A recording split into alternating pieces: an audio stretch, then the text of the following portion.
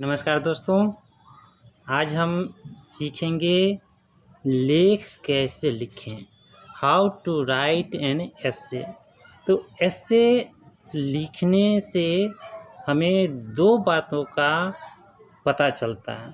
तो एस्से लिखने में क्या होता है, जो एक तो नॉलेज का पता चलता है, जो एस्से लिखने वाले के पास उस टॉपिक पे कितनी जानकारी है, कितना नॉलेज है, एक तो ये पता चल गया।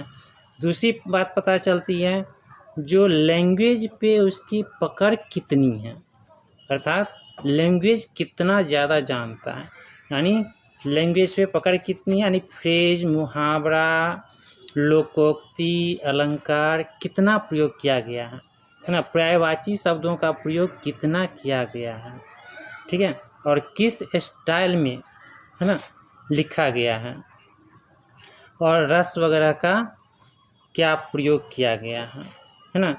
तो ये सारे बातें हो गया लैंग्वेज में, जो कि हम प्रयोग करते हैं अपने राइटिंग में, लिखने में। और दूसरी बात है नॉलेज का, तो किसी भी टॉपिक पे जितना भी नॉलेज है उस सब को उसमें लिख देना है ना, वही होता है लेख। यानी किसी भी टॉपिक पे कितना नॉलेज है, कितना इन्फॉर्मेशन है। तो किसी भी लेख में 5 से 7 पैराग्राफ का अच्छा माना जाता है। तो सबसे पहले हम क्या करते हैं इसमें, तो लेख लिखने में सबसे पहले क्या करते हैं, कुछ पॉइंट्स जो हम अपने विचारों को, जिस पर हम लिखना चाहते हैं, मान लीजिए कोविड-19 पे लिखना चाहते हैं, तो आज सबको पता है जो कोरोना वायरस से सारी दुनिया परेशान है, ठीक है, तो सारी दुनिया परेशान है। तो एक तो परेशानी हो गया है ना, तो कोरोना वायरस के बारे में कितनी ज़्यादा जानकारी है, कितनी ज़्यादा जानकारी है, आपको क्या क्या जानकारी है, उसको आप कुछ वाक्यों में या कुछ शब्दों में लिखें। तो 7-8 वर्ड बना लीजिए, 7-8 वर्ड में लिखिए। उसके बाद वर्ड्स लिखने के बाद उस प्रत्येक वर्ड से एक एक विचार बनाइए, है ना, क्या विचार है, क्योंकि विचार से ही आपने उस शब्द को लिखे हैं। और उसके बाद क्या करेंगे, तो उस विचारों को समेटते हुए एक सिंगल पॉइंट पे पहुँचिए। किस चीज़ के बारे में, यानी सिंगल वर्ड में अगर आपसे पूछा जाए जो उस टॉपिक के बारे में, मान लीजिए कोविड-19 के बारे में क्या बताने जा रहे हैं, क्या है आपका व्यू उसके ऊपर, तो उस व्यू को आप उस वहाँ से फाइंड आउट करिए, जहाँ से आप सिंगल टॉपिक से रिलेटेड करते हुए, यानी हेडिंग बहुत इम्पोर्टेंट होता है, तो हेडिंग प्राप्त करने में भी आपको यहाँ से सुविधा मिलेगी। तो मेन रूप से हम इस चीज़ को, अगर सिंगल पॉइंट पे अगर आप पहुंच जाते हैं, तो वहां से आप मेन रूप से 3 कैटेगरी में उसको डिवाइड कर सकते हैं लिखने के लिए। तो जैसे पहला हो गया आपका इंट्रोडक्शन, ठीक है, तो इंट्रोडक्शन के बाद हम क्या करेंगे, बॉडी, और तीसरा हो गया, पहला हो गया इंट्रोडक्शन, दूसरा हो गया बॉडी, तीसरा हो गया क्लोजिंग, ठीक है। पहला हमने बताया इंट्रोडक्शन, यानी इसको हिंदी में कहेंगे परिचय, ठीक है। उसके बाद हो गया बॉडी, है ना, यानी लेख का बॉडी, जिसमें कि 5 से 7 पैराग्राफ हो सकता है, ज़्यादा भी हो सकता है, ठीक है। तो ये तो आपके टॉपिक नॉलेज के ऊपर डिपेंड करता है, आप कितना डाटा, कितना नॉलेज है आप उसके बारे में, और लैंग्वेज पे कितनी पकड़ है, इसके अनुसार से। और लास्ट होता है जो क्लोजिंग, यानी आप कहना क्या चाहते हैं।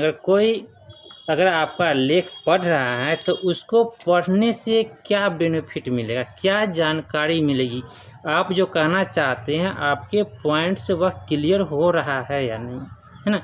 तो क्लोजिंग बहुत मायने रखता है, यानी क्या आप प्रश्न पूछ रहे हैं, या किसी चीज़ समस्या का समाधान बता रहे हैं, या सोचने पे मजबूर कर रहे हैं, नहीं, क्या आप उसके, यानी क्या इस तरीके से क्लोजिंग कर सकते हैं इसका। तो हम बता रहे थे, जो पहला था इंट्रोडक्शन, दूसरा हो गया बॉडी, और तीसरा हो गया क्लोजिंग। तो इंट्रोडक्शन में हम क्या देंगे, है ना, तो इंट्रोडक्शन में उसका इंट्रोडक्शन देंगे जो बॉडी में है। जो आप बीच वाले पार्ट में लिखेंगे, मेन बॉडी में जो आप लिखेंगे उसके बारे में आप शॉर्ट इंट्रोडक्शन देंगे।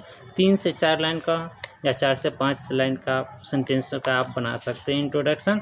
तो इंट्रोडक्शन के बाद उसके बाद हम बॉडी पे आएंगे।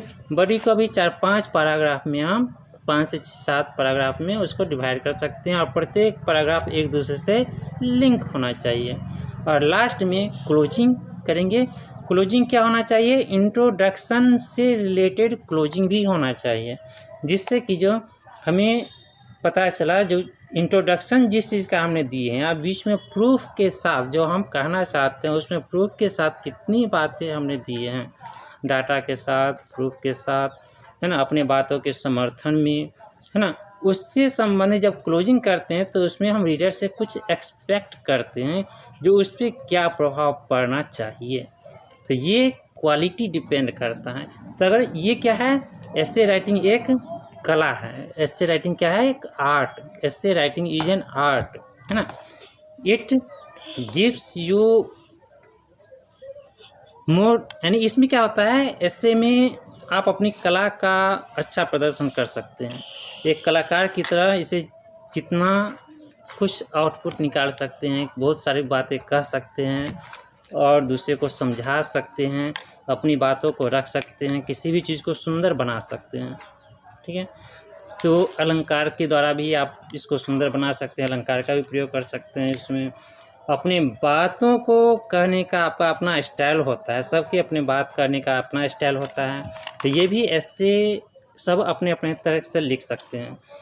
ऐसे का इम्पोर्टेंस इसी 2 बातों से चलता है, जो आपके पास लैंग्वेज पे कितनी पकड़ है और उस टॉपिक पे कितनी ज़्यादा से ज़्यादा नॉलेज है। तो आपके पास किसी भी टॉपिक पे जितना ज़्यादा नॉलेज रहेगा, आपका ऐसे उतना ही प्रभावशाली और समर्थ बनेगा।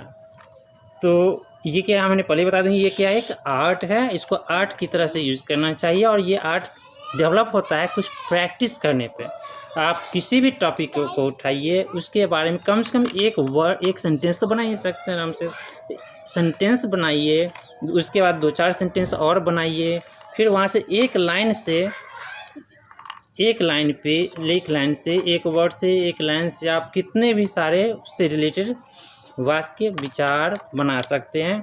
और बहुत सारे बातों को निचोड़ करते हुए सिंगल पॉइंट पे भी पहुंचा जा सकता है और सिंगल पॉइंट को बहुत सारे पॉइंट पे ले जाया जा सकता है।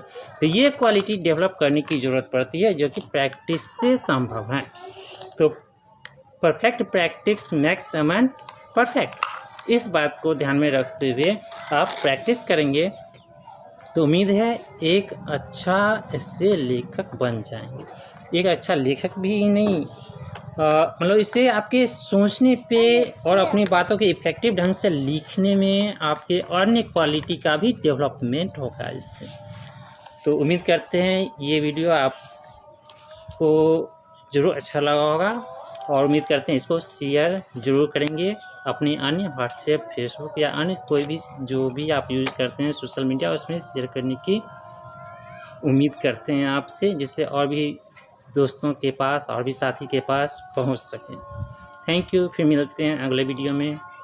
नमस्कार, जय हिंद।